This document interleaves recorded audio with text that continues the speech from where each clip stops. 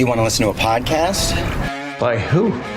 Georgia GOP Congressman Doug Collins. How is it? The greatest thing I have ever heard in my whole life. I could not believe my ears. In this house, wherever the rules are disregarded, chaos and mob rule.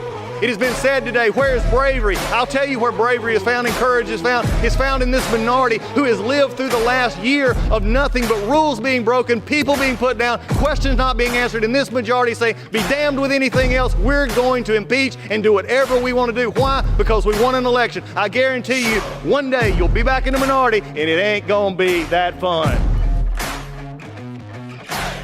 Hey everybody, back to Friday's Finest. Glad to have you with us. Friday is here, James is here, I'm here, the world stories are here. We will get to those in just a few minutes after the commercial break, but also before I get into a little bit of things. Before we went to taping, I was thinking about some of the things going on in the world, and we've talked about presidential politics. We've talked about, DeSantis and Trump being in Iowa. We've talked about, the new people in the race. But it is Joe Biden that seems to just still amaze me. And look, they've had an interesting week in Washington with the debt ceiling vote. We've talked about this. It didn't surprise me that it passed. It didn't surprise me that more Democrats voted for it than Republicans. Sometimes there's a thing known in among members of Congress knows this is vote no, hope yes. In other words, you vote no because you really can't. Your constituents would have a hard time for you understanding voting yes, and you don't really want to spend the time to explain it. Understanding that split government and divided government in Washington, D.C. is a reality. So it's easier sometimes to vote no and hope yes. And especially for all those who voted no, look, I'm not denying that there are principled reasons to vote no on this. Probably I might have voted no myself. But at the same point in time, the alternatives in this debt ceiling were really more than any of those both sides who voted no would want to face.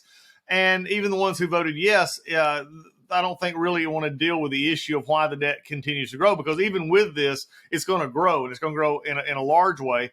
And, in the 2-year period, it's because it's uncapped. These are all kind of things we'll get into, and we'll break down this deal after it's done completely, after the Senate, see what the Senate continues with.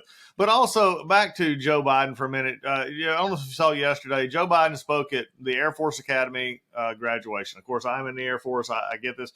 Glad to see the president was out, speaking. I mean, I think presidents ought to speak at graduations of the service academies every year. But then he fell again. And I read somewhere on social media, and it was really made an interesting comment. It said, if he falls this much on camera, how much does he fall off camera? And again, not to say that people who are clumsy or don't fall.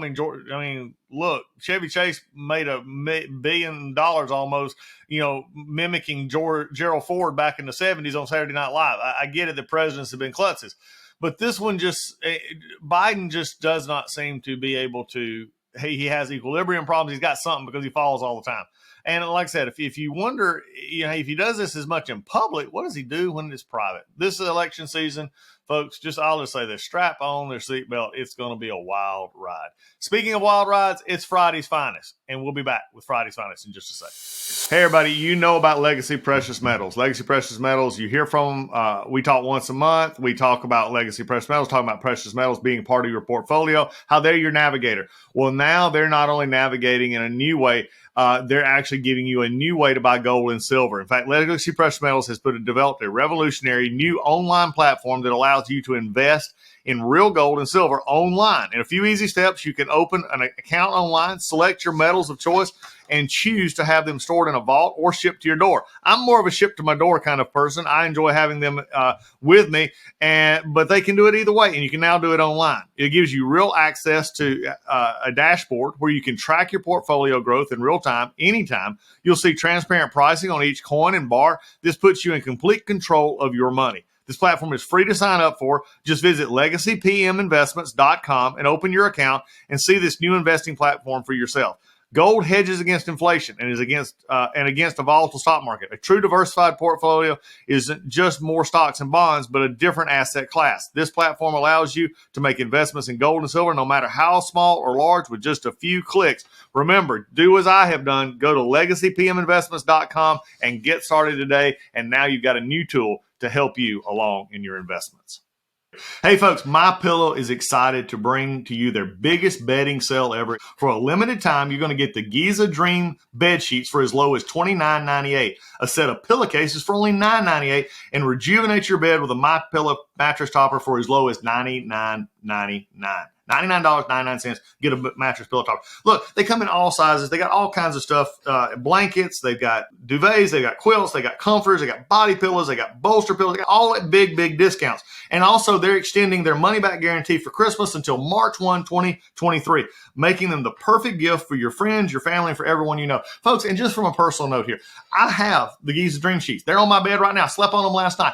Some of the best sheets that we and Lisa and I have ever owned. They are worth, at this price, they're a steal. My wife and I have bought bed sheets, linens at much higher cost. It's supposedly much higher quality.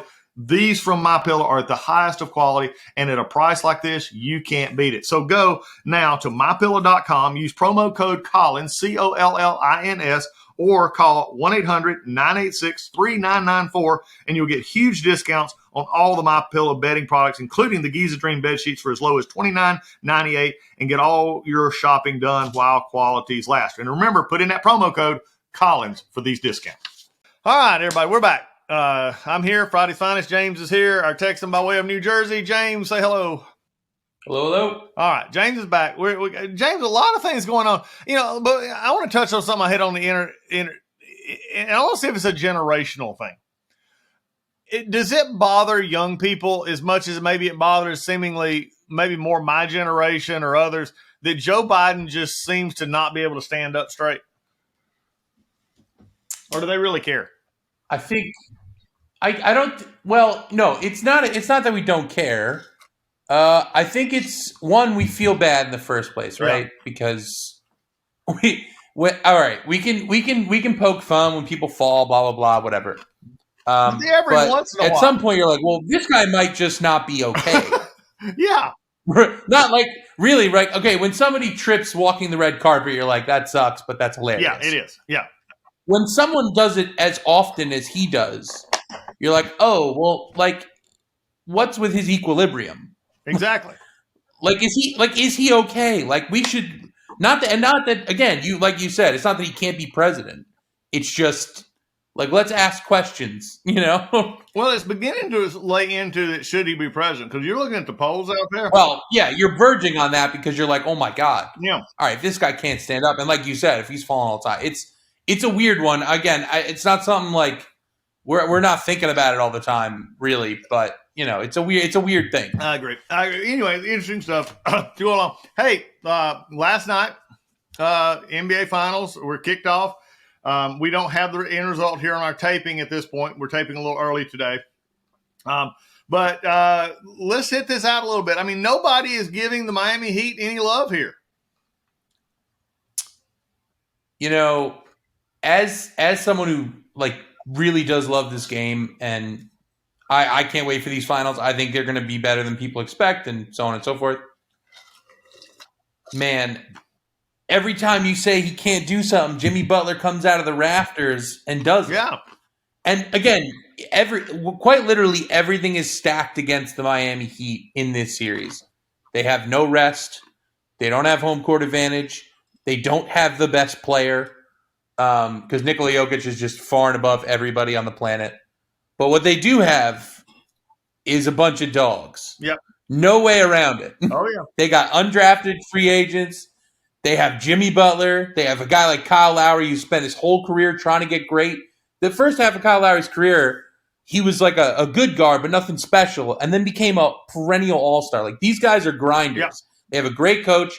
And they have 180-year-old Udonis Haslem sitting on the sidelines, just rooting them on like no other. And they have the king of the finals in Pat Riley sitting back there. Pat Riley, this is a real stat, has been part of almost 25% of NBA finals. That's pretty wild. In one way or another. That's pretty wild. Between being a player for the Lakers, coaching the Lakers, and with the Heat as a coach and president. Yeah, So, he's still president of the Lakers. again, a lot is stacked against him. I'm sorry, what was that? He's still president, like general man, president of the Heat. Yeah, he is. Yeah, exactly. He's been that since 2003, 4. After he coached them the first time. Then he did that, and then he came back for the one season where they won a championship, of course. And then he went back and gave Eric Spoelstra the reins, and another guy who's probably put himself in the top 15, if not top 20 coaches in NBA history. So it's amazing. Their run is amazing. I hope it doesn't end, and I'm rooting for them because Jimmy Butler's the easiest story to root for in sports right now. Cool.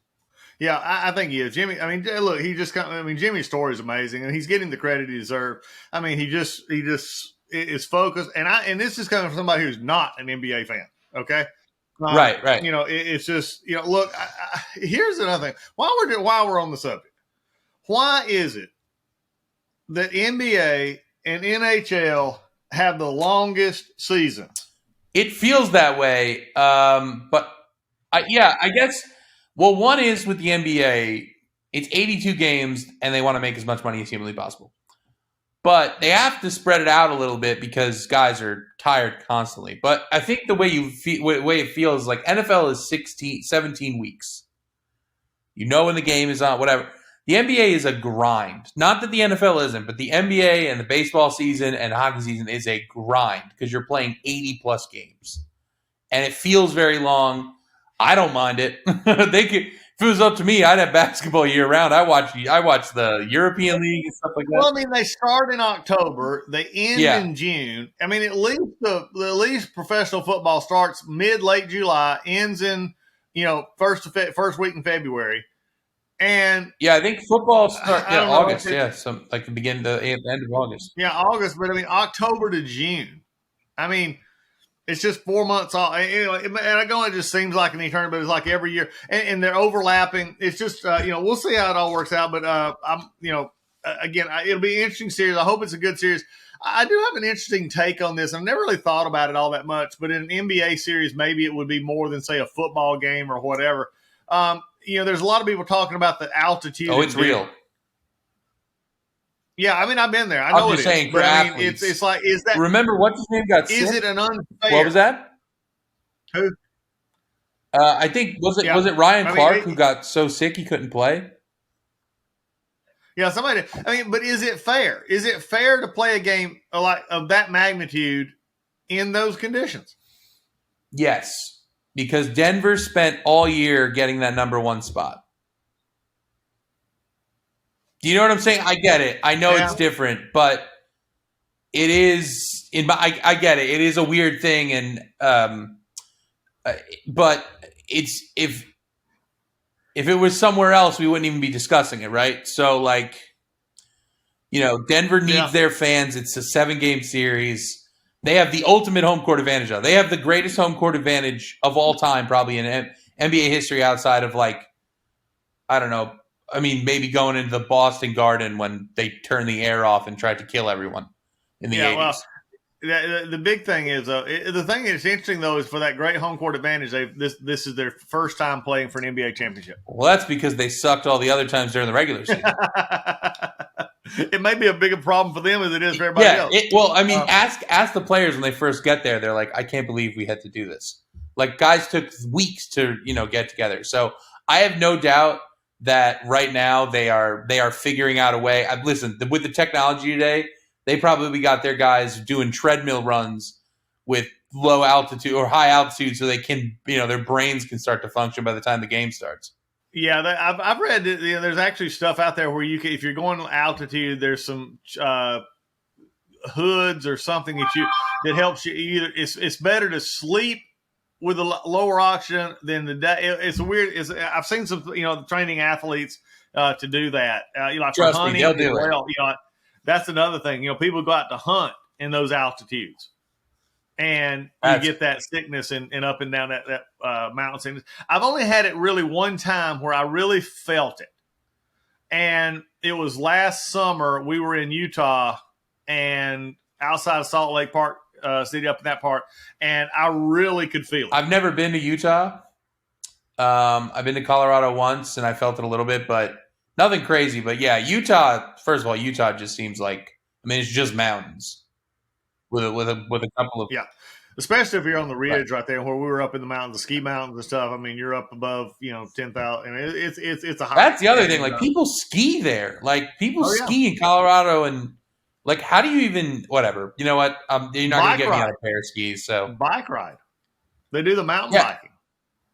oh yeah, even that too. Yeah, you pass out halfway up the mountain. Yeah, during the summer. Anyway, so we'll keep up more with how the NBA Finals will go because believe me, 3 Friday finals from now it'll still be going on. So as we go, but we'll see how that all works out. Interesting for I do have a New York twist. We always have to put in a New York, New Jersey twist here. One political. Chris Christie looks like he's getting in for the former governor of New Jersey, getting into the presidential race next week. That'll liven it up a little bit. Yeah, and then, no one from New Jersey is going to vote for him. I'll tell you that right now. and then what about all this talk now? And I think it's just hilarious. Then all the New York Jets fans having palpitations over Aaron Rodgers not being able to fully participate in OTAs. When are people going to learn? When? Well, first of all, we are talking about the great state of New York, and all of us. Okay, I'm from New Jersey. I can't say I'm from New York, but our fandom is the Jets and Giants fandom is heavy in New Jersey, obviously, because the stadium is there. Our fandom is insanity. Fandom in general is insanity, but the people of New York are the most impatient psychopaths on the planet, and it's true. Like we can't function like I will say they are loyal but impatient. And the moment Aaron Rodgers is going to go out there and give them a crazy season with 50 touchdowns, and they're going to forget that they ever thought about OTAs. First of all, it's not that he can't; he doesn't want to, and they're not going to make it. He's had to go to the Taylor Swift concert. He was dancing at the Taylor Swift concert. Can we talk about this? All right, can we take a small moment? I was trying to talk about this with my brother. Can you remember the last time there was a tour this big, where every human on the planet was trying to get a ticket? In reality, you probably have. This big. There's been big ones. U2s, some other Rolling Stones. You have to go back to the 70s with, like, in 60s when the Beatles came to America, Led Zeppelin. I was going to say 70s. Zeppelin and the Who, but like also it was so limited to get their stuff. You had to wait for their album to come out. You could only get it at stores. Like all this, there's so much access to her, and it's just I am baffled by how many people are like killing each other trying to get these tickets. I really don't know. I can't remember in recent memory a tour taking over like the country this way ever. Again, I'm 30 years old. I really don't remember anything like this. And I like I like her music. Don't get me wrong. I'm not a Swiftie. No, everyone's a secret Swiftie. Everyone is a secret Taylor Swift fan. Some of her music's okay. I like her early music more than I like her later music. Yeah, I could care less. Just put on the jam and let's go party. I got some. I still got friends in Nashville who remember when she first came to Nashville. What was that? 2008, 2009? Oh, or really a little bit further than that. And they've always said she is so driven. And anyway, we could do a Swift show at some other point, but I think it is pretty interesting. Oh, on a disturbing note of we talk about celebrities here. Danny Masterson, who was on the 70s show, The Ranch, in fact, got pulled off The Ranch because of what happened now. He was found guilty of rape. And look, if the evidence was there, the jury found him guilty. That's, again, what happened. There's been one trial earlier that was ended in a deadlock jury. This one found him guilty of 2 counts out of 3 of forcible rape. And it goes back to a tie to Scientology and how he was able to keep it quiet for supposedly in the court case so many years was because of his high-ranking position in Scientology. A very sad situation, especially for the young women here, and they were drugged is what their claim was, and now a jury has agreed with them that they were raped. And that's sort of a surprise for a young up and coming actor like Masterson. And then again, the sort of strange ties to Scientology stuff. Yeah, I mean, this one, especially like, I think because, I mean, look, Cosby broke the ceiling, right? Yep. Because to us, that was, he was one of America's dads. And then that came out and we're like, it's a feeling of betrayal. And there's my generation is all like, we lived on that 70s show. And he was like one of our, he's one of your favorites. And then you like come to realize that they are a regular person and they turned out to be a monster. And it just like breaks your heart for those girls, women. And then you're also like that feeling of betrayal. Like, how could you be this person? You were this, like, it's a weird feeling to have because it doesn't affect us in reality, but it's such a strange thing when you're like, especially with the Scientology thing too. Look, I'm not going to, you can, the beauty of America is your religion, right? But it's just so much stuff comes out of Scientology and all the people that have had horror stories. I'm blanking on her name, but the actress from Remy.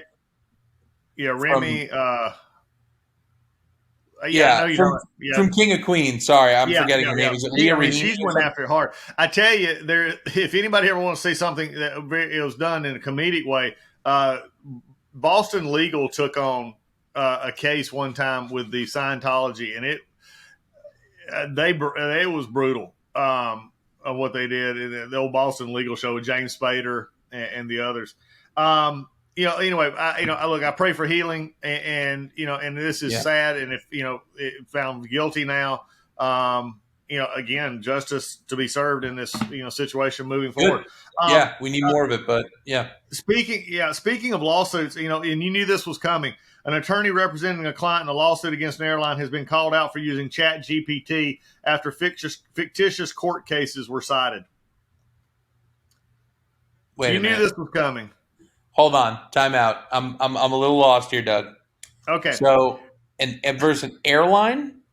Yeah, undoubtedly there is like, let's say, the client is currently suing an airlines after he claimed an employee struck him in his left knee with a metal serving cart, causing him to suffer severe personal injuries. The incident was reportedly happened in August 2019 on a flight from San Salvador to New York. Mata, the client, is represented by the law firm of Levedal, and Oberman. Anyway, the airline filed a motion to dismiss. Mata's attorneys opposed it, citing several court case decisions as to why the airline should go forward. They cited Martinez versus Delta Airlines, Zickerman versus Korean Airlines, and Vargas versus China Southern. Then that's when things took a turn, when it was realized those cases don't exist. Wow, that's amazing. In an affidavit, one of Mata's attorneys, Stephen A. Schwartz, responded that he consulted the artificial intelligence website ChatGPT in order to supplement the legal research performed. That's insane. Did not source his work. That is so. Listen. There's a man thinking on his toes, huh? Yeah. How do I win this court case? ChatGPT, baby. Yeah, there's a man on his way to disbarment. He had a good run, though. No, he had a good run. Just kidding. Hey, real quickly, another funny. I got a few things here. It is funny to me that Pat McAfee is whining that and again, this got to be something a little weird here. I mean, he took a pay cut from FanDuel to go. He said he had 4 offers, 3 were lower, 1 was not, and one wasn't working out. To leave FanDuel, I mean, you have to understand why he was having to leave FanDuel unless they were dumping him to go to ESPN, but he's complaining that people were saying he was selling out by going to ESPN, and he's all upset about it. I'm going to be honest. I'm with him for some of it and not all of it. The whining is bothering me. It's like I think Pat McAfee is an absolute trailblazer in the fact that he was like, I'm a great kicker, but I'm going to quit. I'm going to try this thing out at Barstool. Barstool kind of worked a little bit, didn't work out perfectly, but it worked enough for him to get his own show, and he moved on. Yeah, where he's coming from makes a ton of sense to me. But to me, he's obviously in some way employed by ESPN without the show, right? Where he was on it all the time. Yeah. And then he's done some broadcasts and whatnot. So he has a relationship with these people to begin with. And he realized that he could be taken care of there for years. I get that part of it. Yeah, because they're going to work him into game day, right. college game day. I mean, he made college game day this past year. Right. And the other part of it is what he said was I think he wants to try to make ESPN relevant again in the sense of we don't have to do this. That people are sick of Stephen A. I mean, he'll always do numbers, but it's the same thing over and over again. There's people just trying to be whatever. And Pat McAfee's such a different show. And yes, people are upset that he can't use the F word. That's what people are mad about most. I mean, they can get over that. But I think the thing is, in his mind, he's like, I can bring what we do to the mainstream. But what Pat is forgetting is that you are the mainstream now. What you do and what Barstool does is the mainstream. Everybody has a show, and they're still going to you, so you are mainstream. I just think he had security here, and he didn't feel like he had it there. That is how I feel. That's what I think happened. You can't keep whining about it, though, because you don't want to lose your fan base completely, man. I mean, you are who you are for a reason, and we love you for it. You know, I think Pat McAfee's a genius. If he's gonna keep complaining, he's gonna lose people. He's not gonna lose me because I think he's hilarious, and they're not gonna lose a good fan. But I don't know. I just think he had security at ESPN, and he knew that. Yeah, I think that was it too. And look, he's getting. I mean, unless he's rolling in for free whatever he does on TV, which I don't think he is. I think they're preparing him to take over Lee Corso's spot. Absolutely, 100%. Yeah. And I'm sorry. Go ahead. No, and I think it's really interesting because Pollock, I think, thought he was going to sort of move in. Pollock's still got a place and everything else, but Pollock doesn't have the fun factor that McAfee has. Very straight-laced. He's pretty straight-laced for most of it. Speaking of complaining and whining, I want to bring one thing up. This goes back to basketball. Did you see what Scottie Pippen said about Michael Jordan? Yeah, I mean, is Scottie? You talk about somebody's got to hug that dude. Somebody's got to go up and grab him and be like, "It's okay." Yeah, there's no NBA fan that did think Scottie Pippen is a bad player. It's non-existent. Whatever Michael did to him in the Last Dance or however that went down, saying that he's calling Michael a horrible teammate is fine. People don't like him. People thought Kobe was a horrible teammate too. There's plenty of guys that people thought were horrible teammates. That's fine. But calling him a horrible player and saying he wasn't a good player until I got there, my man, in 1988, was the MVP, the Defensive Player of the Year, the leading scorer, All-Star Game MVP, and took his team to the playoffs. Man, you gotta relax. Yeah, yeah. I'm sorry, it's just insane to me. Yeah, I think this is the other issue of the whining. Okay, Pippen, we get it. You felt slighted and maybe a little bit, hurt in the Last Dance stuff, but you're taking this a little too far as it goes. Hey, I got a funny before we get in, because one of the things is you brought this up earlier. We were offline talking about finales, and there was a lot of them this week. Secession. We're going to get into that. Ted Lasso and others. And we're going to talk about the best finales here in just a few minutes. But I do have to get one in. It's pretty funny. Somebody sent me this. It may have been my sons. Sent me this. It was a top 10 rivalries in college football. And just listen to this. This is especially when it gets to number 4. You got to understand there's some bias here. Number one college football rivalry, Auburn, Alabama. Number 2, Army, Navy. Number 3, Ohio State, Michigan. Number 4, Georgia versus the Athens Clarke County Jail.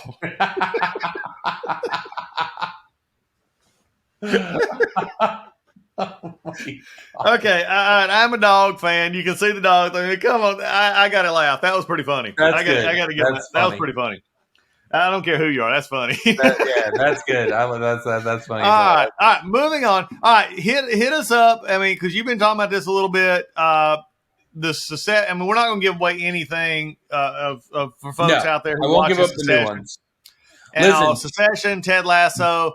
I have said this. I've heard that, and this is what I want to focus on here in a minute about good, endings. But I have heard that Ted Lasso came back in, and because a lot of people have been sort of upset that the show has sort of lost its focus, they seemingly say they got it back at the end. Yeah, I think I have a theory about it, and I don't want to ruin anything, so I'm not going to. But I think most people are aware that this show is ending, and I think a lot of people who watch the show saw that this season took the focus off of Ted Lasso a bit. And again, this does not ruin the ending at all, but I have a feeling that I think they're my guess is they want to do a spin-off somehow. And I think they may have focused on other characters to see if there was a bite. You know what I'm saying? Yeah. It wrapped up beautifully, and there's nothing ruined. Go watch it, enjoy it. If you haven't watched the show, please do, because it's the one show right now that doesn't feel like a crummy laugh track sitcom, but you go out almost every episode, you leave feeling like I'm going to have a better day today. Yeah. Which is rare, because a lot of shows are just a lot of drama and depression, or it's just so funny you don't care. This one is both. It's hilarious, and you're like, I think I learned something today.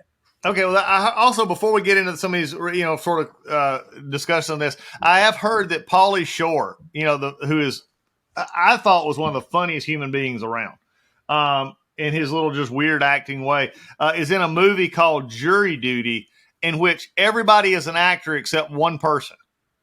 I heard about this. The one I saw was with James Marsden, I think his name is, who played Cyclops and X-Men. Apparently the show's amazing. I haven't watched it. Yeah, Netflix. I've heard of this at all. As we go, all right. Let's dig into some here as we go forward. Yeah. Thinking about ones we can talk about, and because all of us, have that.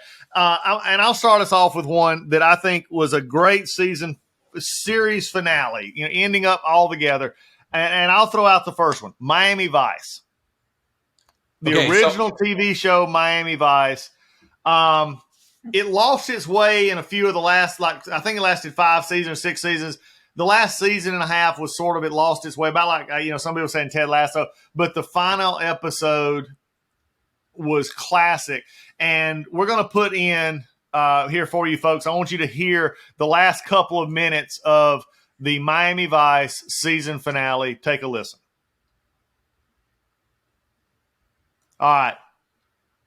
The way Tubbs and Crockett there interacted, and bringing back the whole thing. And for those of you who watched the series before, you know that it touched back to the very first episode and brought it back. So for me, my younger days, I have to say, from a season finale standpoint, one of my top 5 has to be Miami Vice. All right. James? Okay, well, I'm going to hit you with one that may not be a favorite. Okay. But it is arguably the most memorable ending in television history. And that is The Sopranos. Yes. Weird ending. I was too young to have watched it the first time when it came out. And everyone knew the ending. Your mom, your mother, your brother, your aunt, your uncle, your grandma knew the ending, even if they didn't watch the show. And I didn't think about it the whole time I was watching it when I was late high school or early college. I don't remember one time. But when it happened, I was like, I hate you. I hate you so much. Why would you do this to us? But the more I think about it, and the more time goes on, there's really not a good way to end a show. Realistically, there are going to be always 50% people angry, and the other 50% are satisfied. And he just said, and I'm blanking out on his name right now. It's the director and writer. But he just said... David Chase. Thank you. He just said, I'm going to do this, and I don't really care how people react, because I know we're going to get a crazy reaction. Wasn't there a Journey song playing in the background? It is. Don't Stop Believin' is playing the whole time. Yeah. And I think the last episode, I believe it's called Made in America. Right. And it is, listen, to me, The Sopranos is the greatest show I've ever watched. I watch it I still just watch episodes. Really? I think it's amazing. I know I'm from New Jersey. I'm probably a little biased, and I think the Mafia is extremely interesting. But I do too. the fact that the way that show ended, I think that is one of the most memorable in history. That's my number one.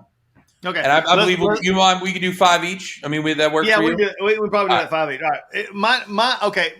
I'm going to go ahead and get, since you said that was your number one, Miami Vice, I was knowing random order. If we want to do a number one for me, number one for me has got to be MASH.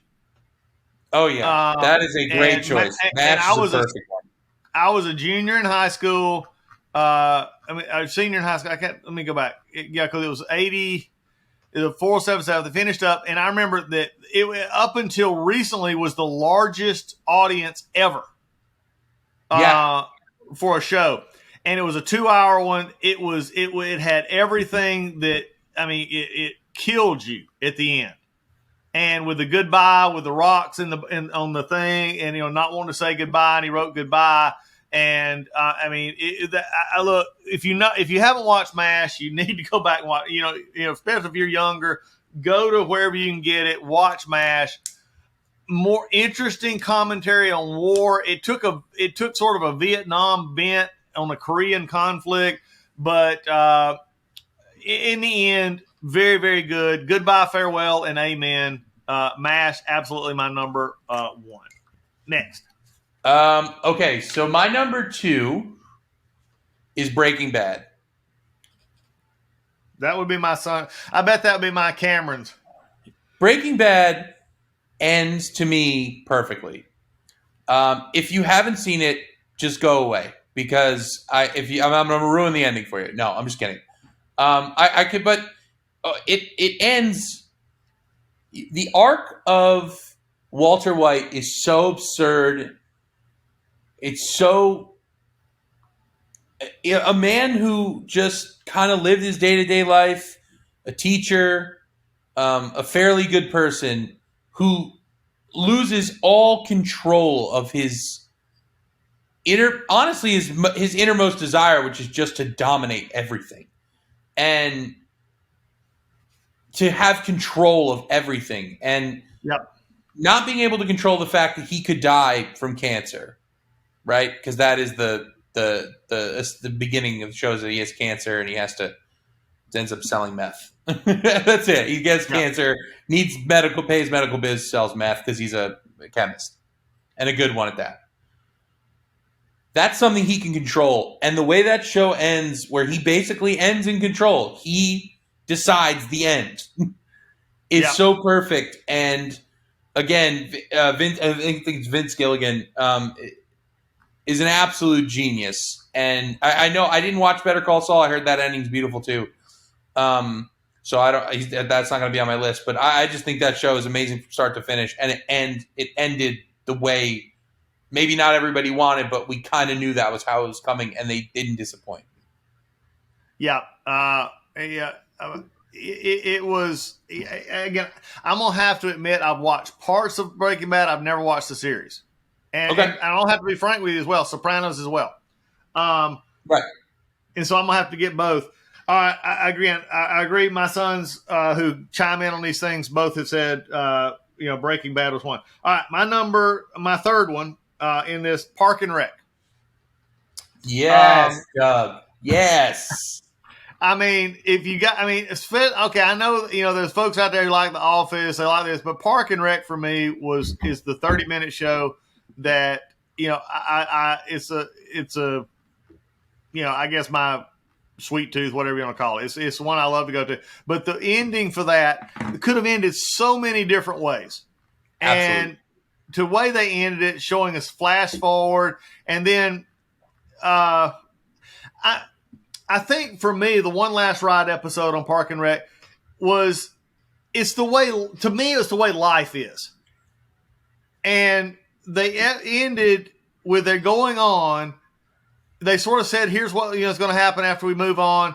And, it's just that I guess realism to me. Look, her and Ron Swanson and it just to me it makes my top 5 simply because I can watch it, I can see it, I'll still get emotional, I'll still laugh, and it just to me, how many times in life do we all go through moments with people we work with, people we know, that they leave or we leave, and and I've had that experience with my congressional office, I've had that experience with church, I've had that experience with others, and everything else. So it's for me it tugs at the heart because I know what they're going through, and so for me, got to be Park and Rec, One Last Ride.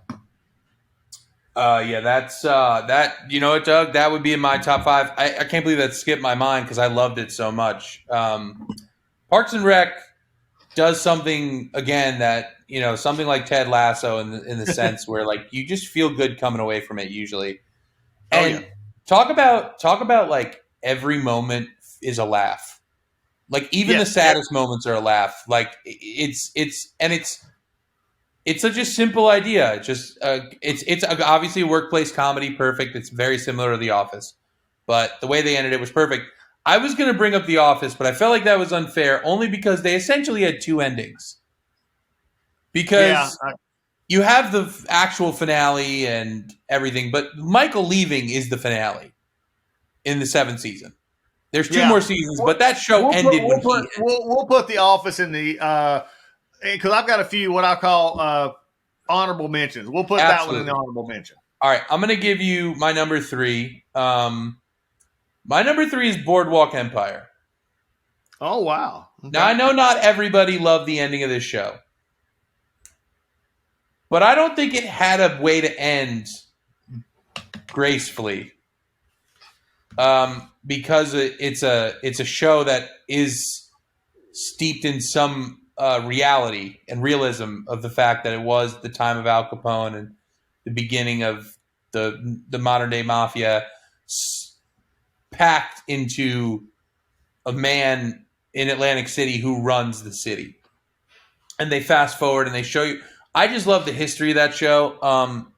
But it really, truly amazing is, and again, if you didn't see it, I'm not going to spoil it for you. But it ends, in the sense like of something I kind of didn't totally see coming, which I thought was kind of fun. But I was like, maybe that is like when there's someone in the episodes in that season. I'm like, oh, maybe that is him. I'm not sure. Blah blah. And when you find out it is who it is, you're like, oh, okay, that's cool. It's a great way to end it. So I love Boardwalk Empire. It's one of those shows I think that if everyone gets a chance to watch is one of the most spectacular shows. Steve Buscemi, a literal genius in this show. That's how good of an actor he is. Yeah, I agree. All right, not one that I watched that much, so I'll take yours. Number 4 for me, West Wing. Ooh. You've heard me talk about West Wing on this show many, many, many, many times. I think it's almost should be required. And I know for you conservatives out there who don't want to watch West Wing, shut up and watch it. Okay, it's good. If you're too intimidated by a more liberal persuasion of what they were saying, then use it to sharpen your excuses, sharpen your topics, however you want to do it for your argument for those that you meet in everyday life. West Wing. As someone who's been in D.C., who's worked with the White House, who's been in the Oval Office, who's been working with the president, who's worked with who's been all around that, most of it was spot on, dead on, taken from writers and stuff who had been in the White House. Aaron Sorkin, can't beat him. I'm not a fan of his politics, but I'm a fan of his writing. But the show was great, and I don't know how I wanted it to end, but it came full circle. If you remember, with Josh and all of them coming back into the White House as if and Sam Seaborn, who is Rob Lowe, who is he's just an amazing actor. The man never ages. Had a great line in the very last one, and the episode is called Tomorrow, and he said that it seems like we never left. And it's just neat. And then with Bartlett and Miss Bartlett, flying back to New Hampshire, and she said, "What's next?" He says, "Tomorrow." And so another, and again, it's part of the season ending for West Wing was Leo dying. And Leo, of course, the actor, actually died in real life, and they actually struggled with that in shooting the final episodes.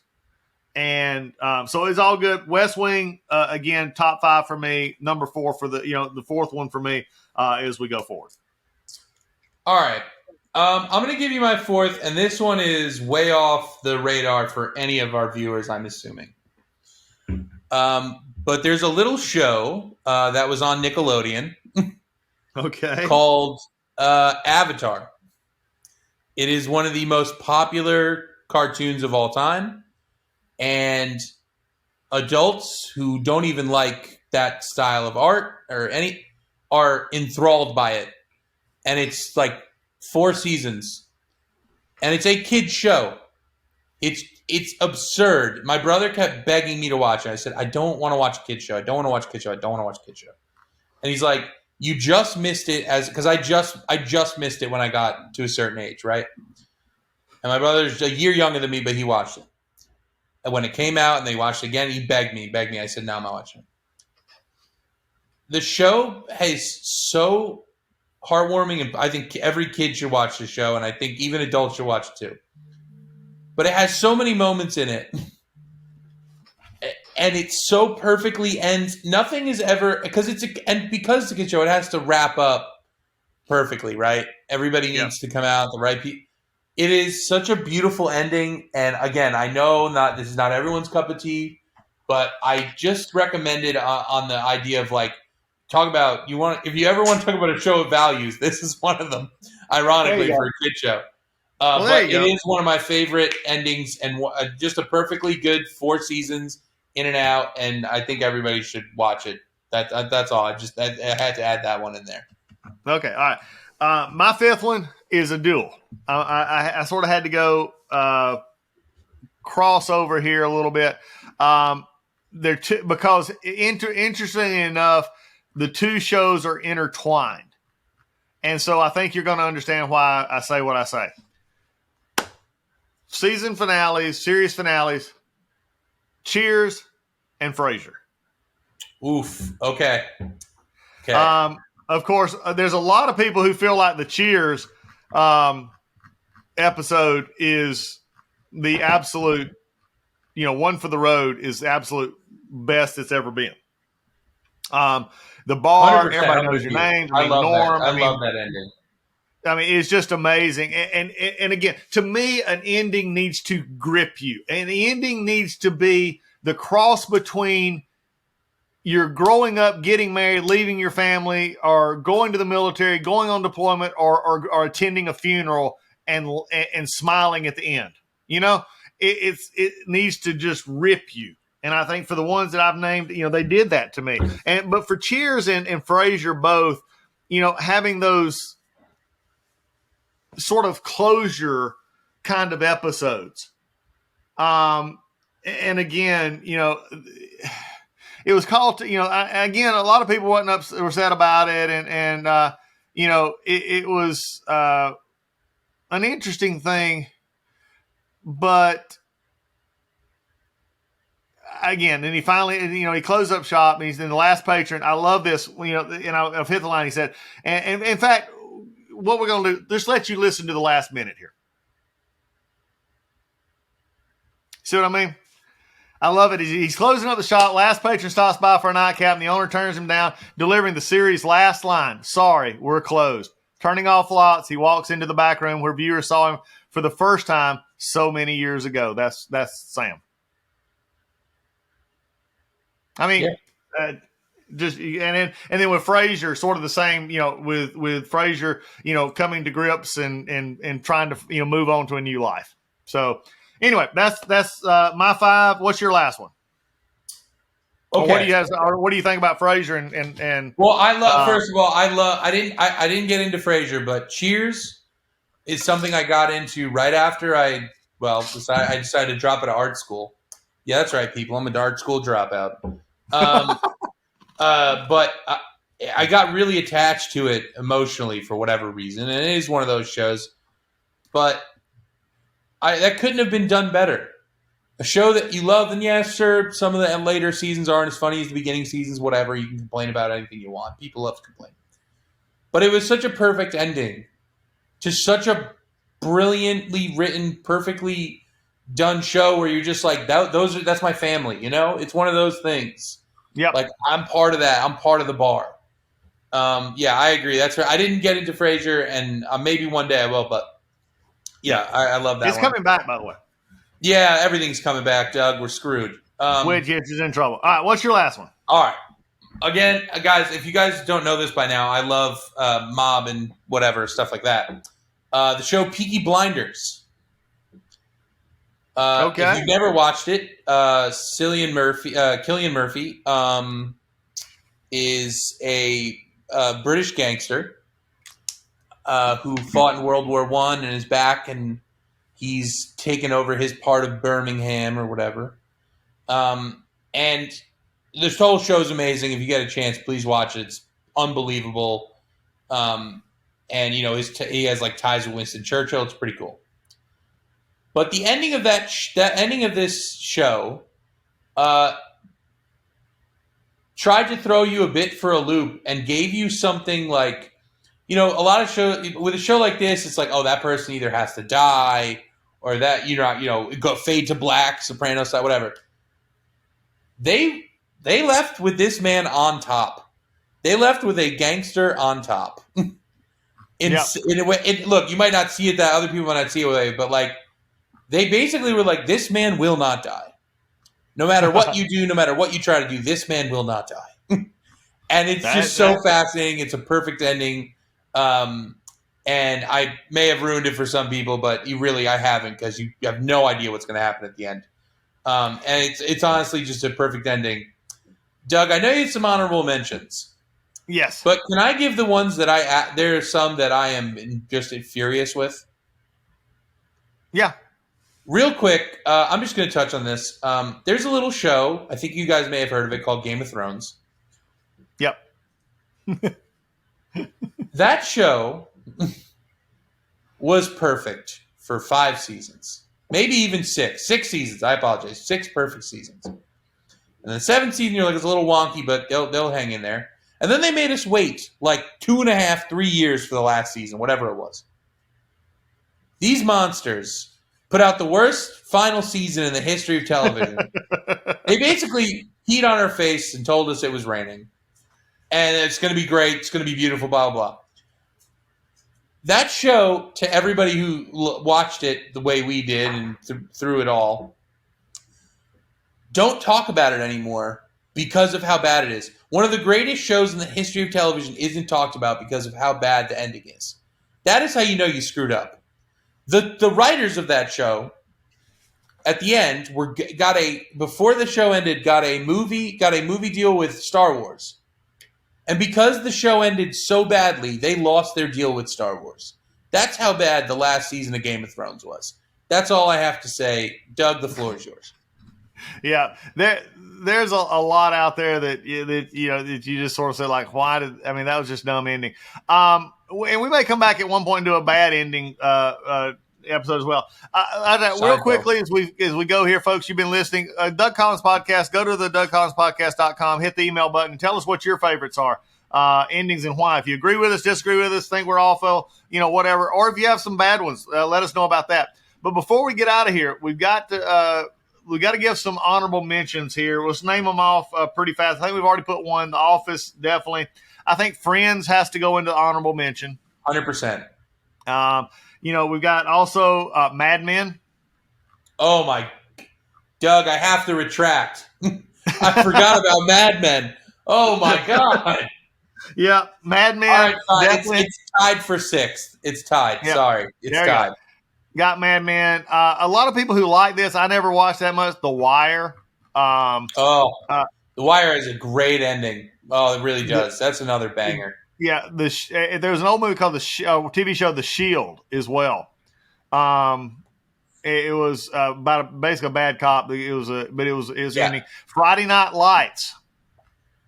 Yes, I I really like that one. The Bob Newhart, the second time. Okay, yeah, the Bob Newhart show is classic for anybody. Who wakes up at the end. It's just fun. So just some like that that you go for. Some last too long to really end. I think. There's some great TV shows out there that I really enjoyed watching, but they went so long that I didn't care about the ending because I'd already lost the show, and that was like ER.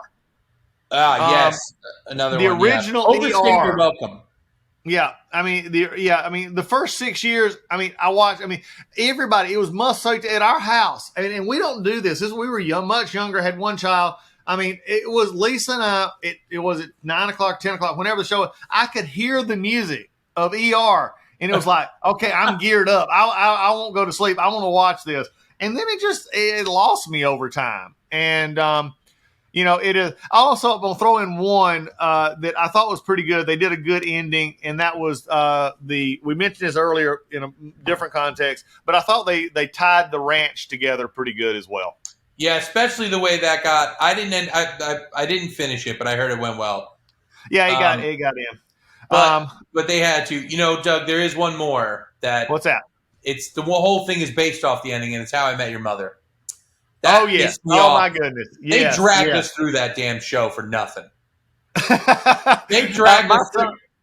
Cameron was really big into that, and a lot of us were. It wasn't that great of a show, but you were sucked in for whatever reason, and it just the way that dragged out at the end, and then you ended up being. Oh man, I would love to get Cameron's opinion on how stupid that ending was. Anyway, that's fine. All right, Bo. If Bo's call us, let us know. We'll put you on.